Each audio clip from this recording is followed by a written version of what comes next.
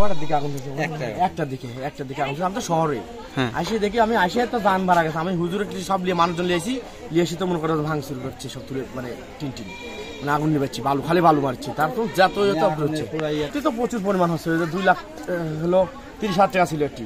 আমার সোডার আবার বইগুলো আবার কত না 8,000 টাকা ছিল। এইগুলো সবই শেষ, মানে কিচ্ছু নিতে পারিনি। এই বাক্সের মধ্যে ছিল সব। আর গয়নাটা আসছিল, গয়নাগুলো যে পাওয়া গেল বলে গয়না 2-3টা পাওয়া গেছে। গয়নাগুলো এখনই পাওয়া গেল।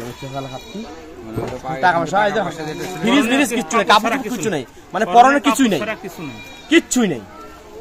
একমাত্র 2-3টে ফ্যামিলি, 4-5টা ফ্যামিলি, কিচ্ছু নেই। একটা পরনে যে পরবি একটা জিনিস তাও নেই। মানুষ এসে কাপড় দিচ্ছে যে পরনে, আমার বাপকে নুমে দিচ্ছে। 1, 2, 3 ঢাকায় জমি জিতে নি 100% ক্যাশব্যাক সহ 20 কোটি টাকার পুরস্কার।